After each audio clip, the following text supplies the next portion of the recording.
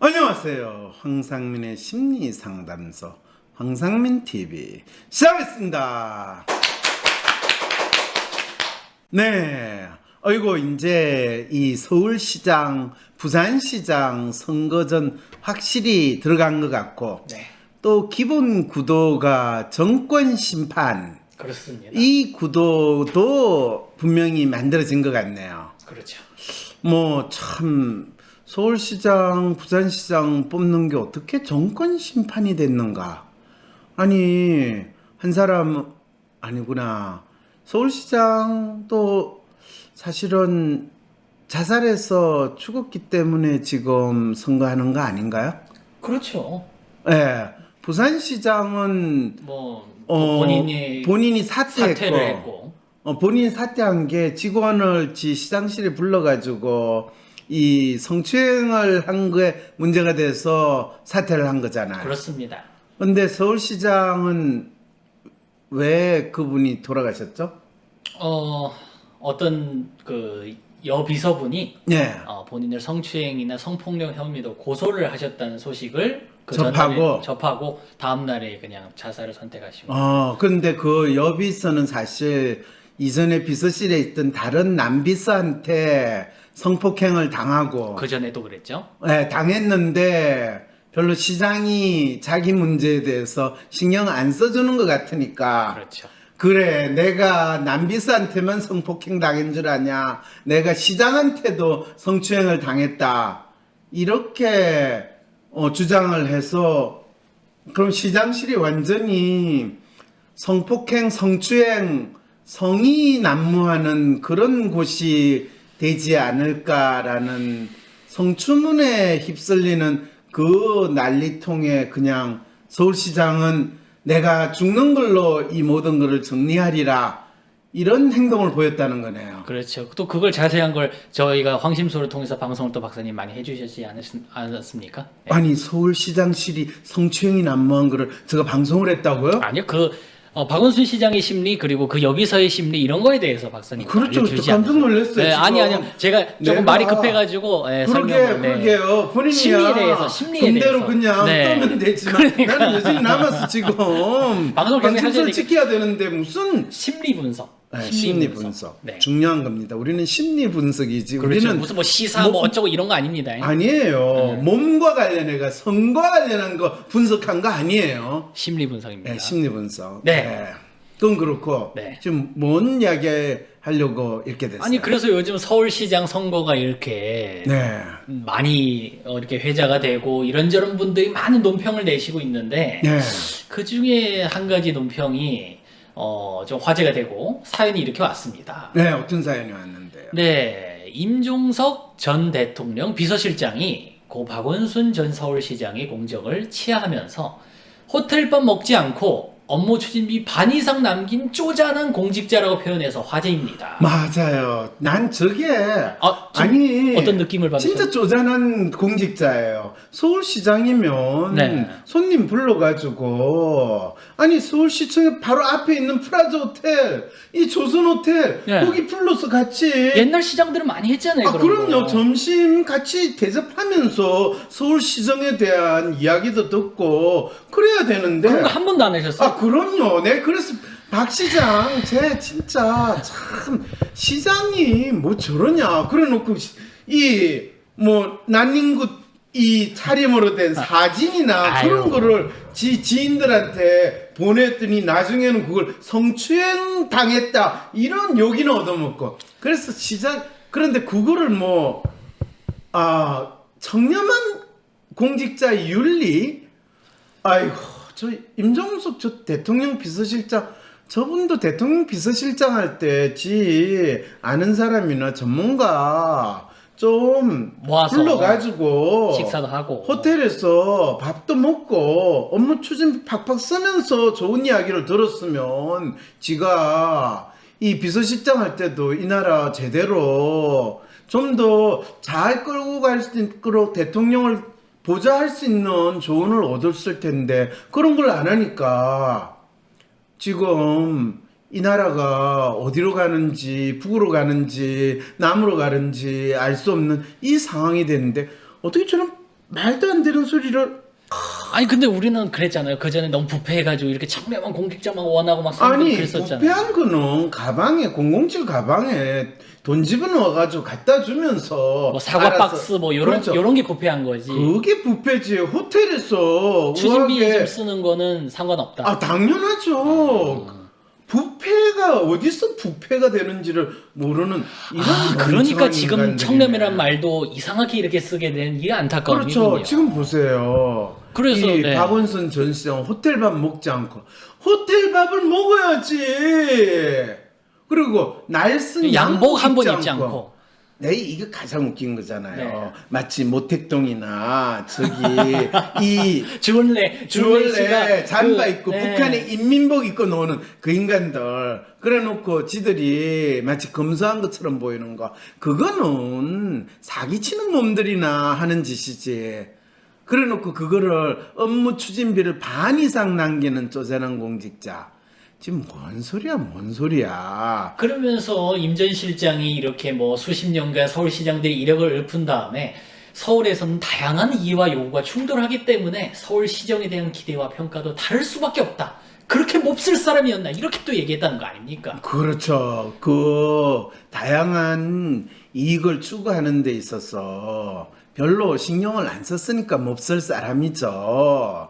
이 여비서가 성폭행을 당했다고 그것도 같은 비서실에 있는 남자 직원한테 성폭행을 당했다라고 하면 당장 그 남자 직원 불러가지고 사표 받고 여직원 불러서 아 이거 참 미안한 일이다 이렇게 해야지. 그게 인간적으로 청렴한 공직자가 할 일이지. 난 모르는다 니들끼리 알아서 해라 이렇게 했을 때 여자 입장에서 온열에 진짜 서리가 내리는 상황이 되지. 좋다 그러면 네가 나를 성폭행 안 한 것만 해도 내가 열받아 죽겠는데 좋아 너는 그럼 성추행으로 내가 미투하마 이렇게 돼가지고 결국엔 본인이 죽었잖아요. 근데 임종석 씨는 지금 뭐라고 해요? 누가 박원순 시장이 생전에 깨끗한 일 잘해온 공직자인 거 몰라서 그럽니까? 이 사연 보내보신 분이 굉장히 임종석 씨의 발언에 대해서 화가 나신 것 같아요. 그렇죠. 공격을 하고 있습니다. 그런데 어쨌든 성범죄를 저질렀다고 법원과 인권위가 판단을. 저는 이 부분은 조금 다른 네. 아니 법원과 인권위가 판단을 했다는데 대한민국 법원이 그러면 박 시장 사건을 가지고 판단을 했나요? 아니면 이 여비서 사건을 가지고 판단을 했나요? 그 여비서와 남비서 그 사건에서 판단을 한 판단을 거예요. 별건으로 이렇게 한 거죠. 그러니까 그 별건을 한 거는 판사가 이 공직자로서 특히 판사로서 하지 말아야 되는지 나쁜 짓을 한 거를 판사는 무슨 짓을 해도 이 상관없다라는 희한한 짓을 해버린 거거든. 나는 그 판사가 왜 그런 별건 판결을 그렇게 할 수 있는 건가요? 이런 질문을 던지는데 그것도 법이 이 법으로서 작동하는 게 아니라 개판으로 작동하는 거를 보여줬다는 게 법원이고 그 다음에 인권위가 판단을 했는데 인권위는 그 판단을 했다는 거는 무슨 판단을 한 거예요? 만일 그러면 박원순 씨 유족이 인권위한테 이 여자가 본인이 그 여자 비서가 남자 비서한테 성폭행을 당한 거에 대해서 억울함을 풀지 못한 그 한이 돼서 박원순을 물귀신으로 끌고 들어가서 성추행이라고 했습니다라고 해서 인권위에 죽은 자는 인권이 없는 상황이고 사자의 명예에 대해서 판단해 주세요라고 만일 이야기를 한다면 인권위는 판단을 어떻게 할까요?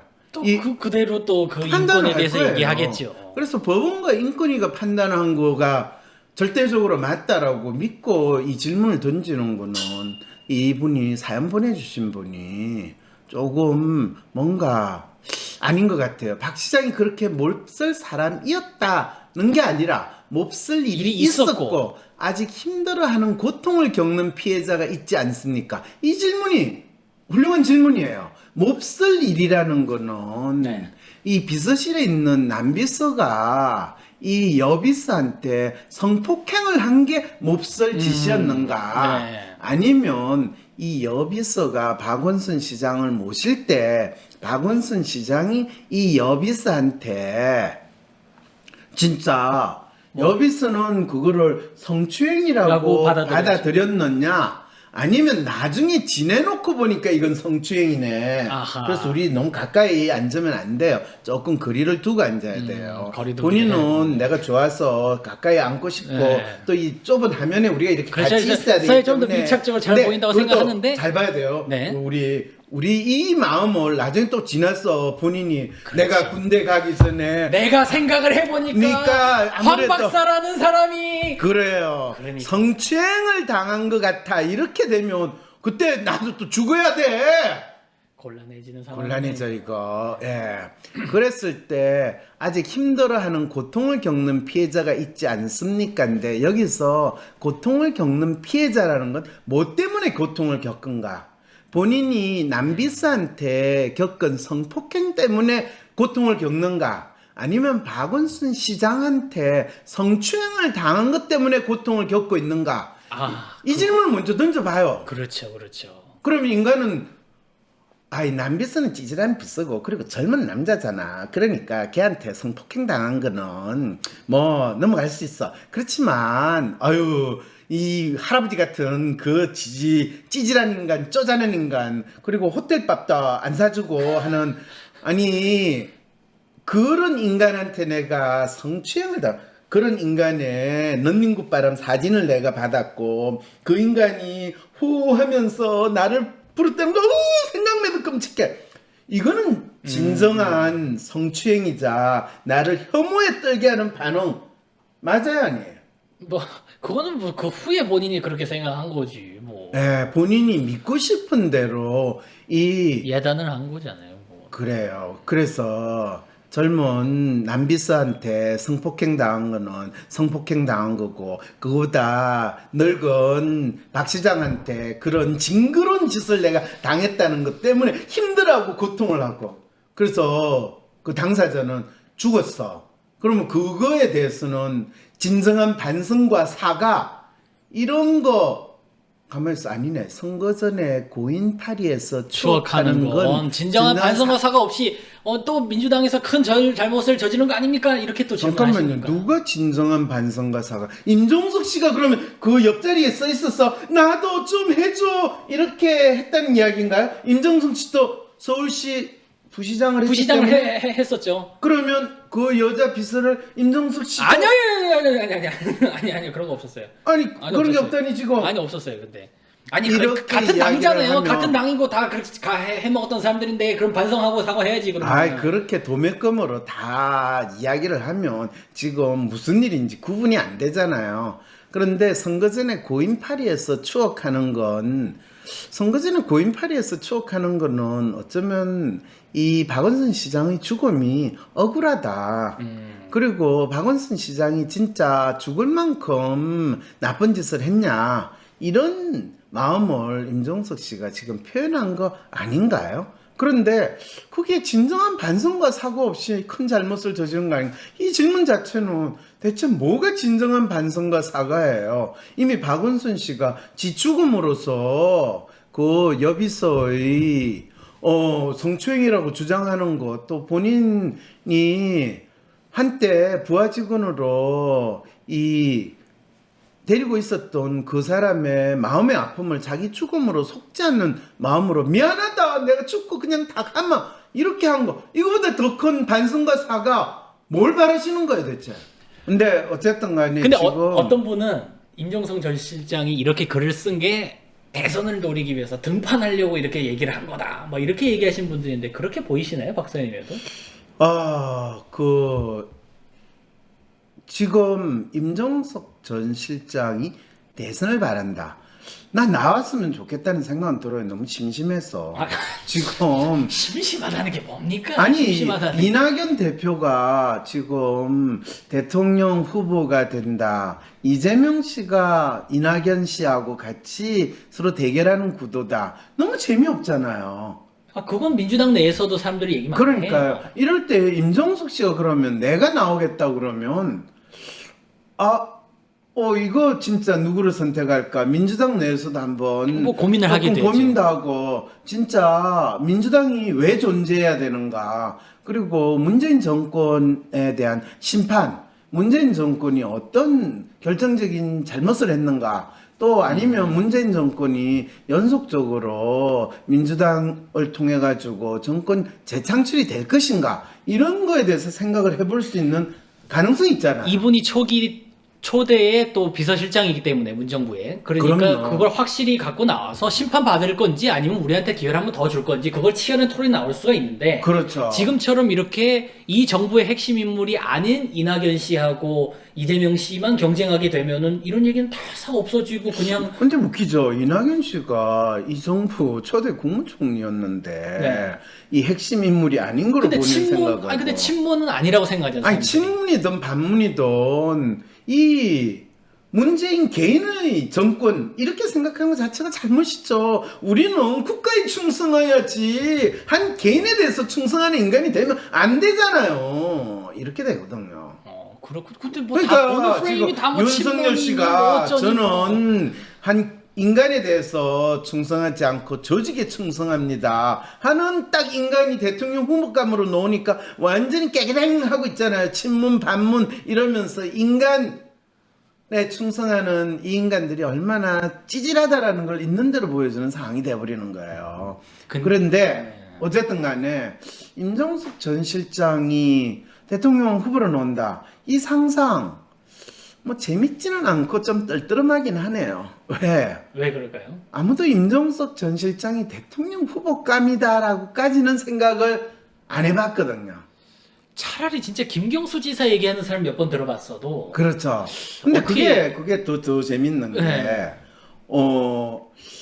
노무현 대통령이 처음에 그 경선판에 뛰어들 때 경선판에 뛰어들 때 사람들이 노무현이?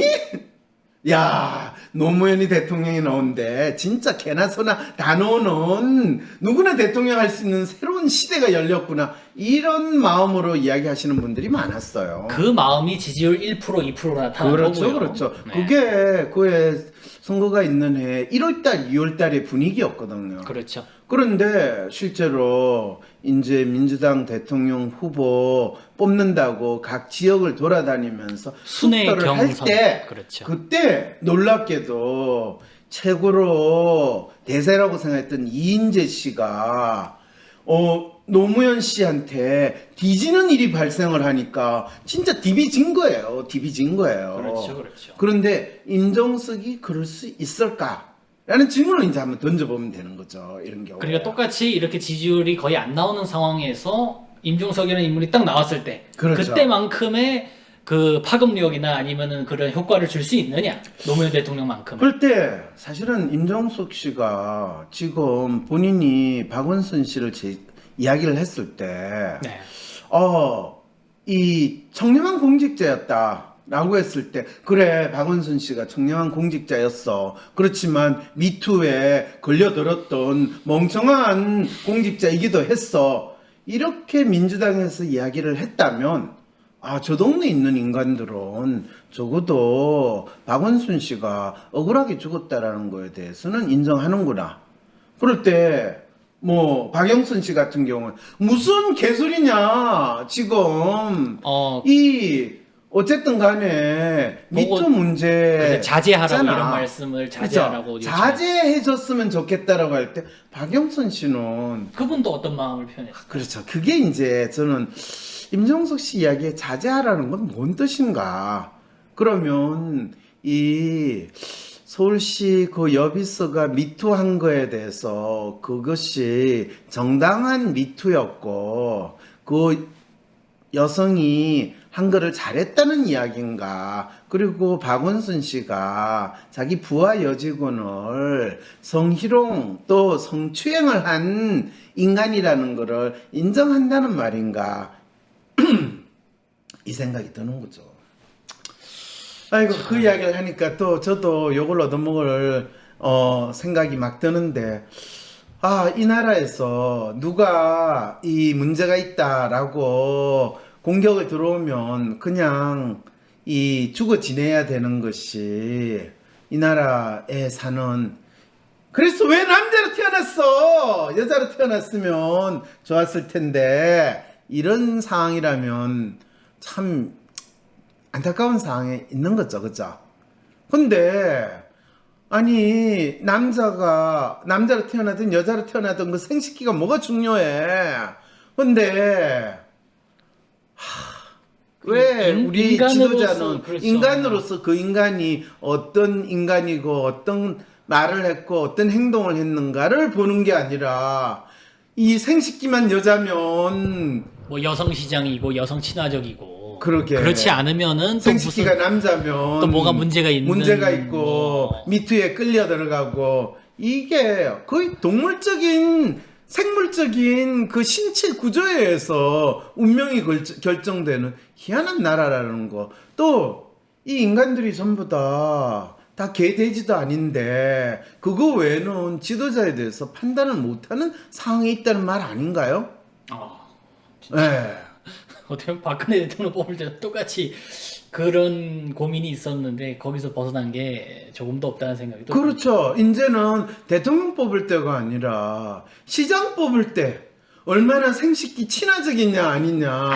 정말 또 그렇게까지 얘기해 그냥 뭐 성인지 감수성 뭐 이런 얘기 많이 하잖아요 요즘. 그런데 성인지 감수성이라는 말 자체가 감수성 이것도 아니고 성을 지켜라 인지 알고 있다 이 성이 내 성이냐 네 성이냐 그거 우리 그 말 하잖아요. 애미도 못 알아보는 놈이라고 욕할 때 그렇죠. 호로 자식 이야기할 때 그렇게 얘기하죠. 그럴 때 네 성도 제대로 못 알아보는 놈 이거하고 똑같은 거거든요. 그래서 이해찬 그때 대표가 박원순 시장 장례식장에서 질문한 기자한테 호로 자식이라고 이야기를 했는데 또 호로 자식이라는 말을 쓴 거 자체가 뭐 욕설을 한 거다 이렇게 또 부각시켜 보려고 기레기가 그랬는데 사람들이 너무 어려운 용어를 들은 거야. 호로 자식. 평소에 안 들어봤던 그 어원을 모르니까. 네, 모르니까 이건 뭐지? 이렇게 된 놀라운 지금 그래서 진짜 코미디네요. 네, 그래서 이게 진짜 도그와 카우의 세상에 살고 있고 어쩌다 보니까 참 공직자의 윤리에서 가장 중요한 게 청렴이 아니에요. 성별입니까? 그렇죠. 생식기인 거예요. 아이고 참 어쩌다 이렇게 한탄할 게 아니에요. 그래서 인정석 씨 대통령 후보로 나온단 말이에요, 안 나온단 말이에요. 그래서 그런 질문이 많이 있고 또 그런 관측이 많이 있는데 근데 또 과연 그렇다고 해서 이분이 또 뭐 지지율을 받을 수 있을까? 아니 당연히 받죠. 나오면 어느 정도까지 받느냐 하면 어느 정도까지? 이낙연 씨 지지율 정도는 쉽게 받아요. 10%까지는 받을 수 있다. 그럼요. 그래요. 그럼요. 그런데 재밌는 거는 박 시장이 죽었다 해도 이렇게 미화시키는 건 아니지 않나 했는데 이걸 미화라고 이야기하는 게 뭐 환경 미화를 생각하시는 것 같은데 미화 아니에요. 네. 박 시장 호텔 밥 먹지 않고 이 쪼잔한 공직자 맞거든요. 그냥 사실을 사실대로 이야기하는 거예요. 그리고 고위공직자가 호텔 밥 안 먹고 업무 추진비 반 이상 남기는 거는 진짜 공직자로 살 짓이 아니에요. 왜? 고위공직자는 자기한테 주어진 업무 추진비를 열심히 써야지. 예산 관리하는 공무원도 다음에 예산에 안 잘려요. 그러니까 그걸 써야 되고요. 그리고 고위공직자가 업무 추진비를 열심히 썼다는 거는 자기 일을 열심히 했다는 거예요.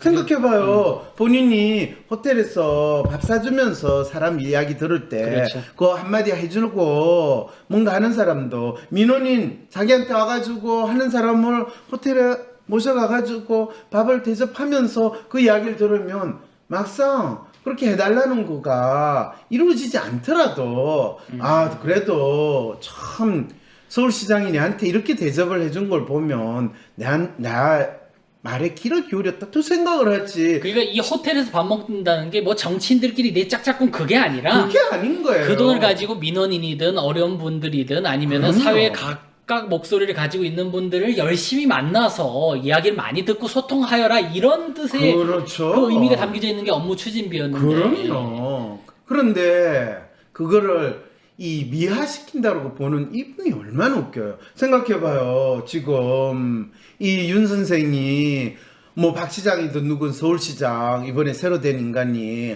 젊은이들의 목소리를 듣고 싶다 이러면서 서울시청 앞에 있는 설렁탕집에 곰탕집에 또는 생맥주집에 불러가지고 네, 요즘 공직자분들 다 그렇게 하죠. 맥주 회동 이런 거 하지 그러니까요. 않습니까? 그렇게 해가지고 했을 때 한 말씀 해주세요. 그랬더니 이거 수제 맥주도 아니야. 그래가지고 닝닝한 그 맥주 마시고 시끄러워 사람도 많아. 네. 그래 놓고 사진 찍는 거 그거 놓았을 때 나중에 친구들한테 야, 내 새로 서울시장 된 사람 만나가지고 젊은이들의 이야기를 했다. 무슨 이야기 했는데 시끄러워가지고 나도 무슨 소리인지 모르겠고 그래 어땠더니 와, 괜히 쓸데없이 가가지고 시간만 낭비했다. 왜? 그래서 시장에 보자고 했으면 맛있는 거 괜찮은 술을 얻어먹었을 거 아니야. 야, 불러가지고 우리 회사 앞에 있는 생맥주보다 더 맛없는 거 거기서 맥주 한 잔 먹는 쇼 했다. 이 역시 이 정치인들은 정치인들 죽일 놈들이야. 그 놈들한테 내가 이용당함에도 내가 밤에 잠을 못 잤어. 억울해서. 아니 서울시장 앞에 있는 그 특급 호텔에 얼마든지 홀도 비었는 게 많을 텐데 거기에서 저녁도 안 사주더냐? 그러게 말이야. 이렇게 되는 상황이 벌어지는 거죠. 진정한 소통이 어떻게 이루어지는지를 모르니까 그렇게 쇼가 난발하게 되는 거군요. 그렇게 해야지 좀 진정한 소통이 꼭 호텔에서 밥 먹어야지 진정한 소통이 되냐. 그만큼 이렇게 신경 또 공격 쓰라는 들어오는 거예요. 신경 쓰라는 거죠. 그러니까. 그건 그렇고 그만큼. 임종석 대통령 나올 생각이 있을 것 같아요, 없을 것 같아요? 그거를 내한테 직접 질문을 해야지. 있을 것 같습니까? 어떻게 보십니까, 박사님? 어떻게 보십니까가 아니라 잘 보고 있어요. 나올 그리고 것 같은가요? 임종석은 실제로 이번에 서울시장 선거에서 민주당이 떨어져야지 임종석은 나오지. 민주당이 되면 임종석은 나올 수가 없어요. 아니 왜요?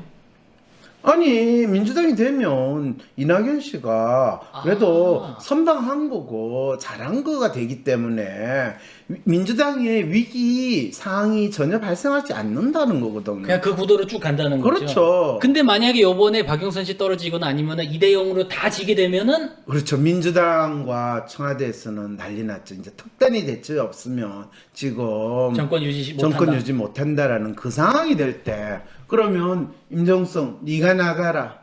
아니다. 나는 하와이 간다. 뭐 이제 이런 상황 벌어질 수 있는 거기에서 사용할 수 있는 뉴 페이스 이렇게 되는 거죠. 또 새로운 대전 레이스의 관전 포인트가 되는 거군요. 그렇죠.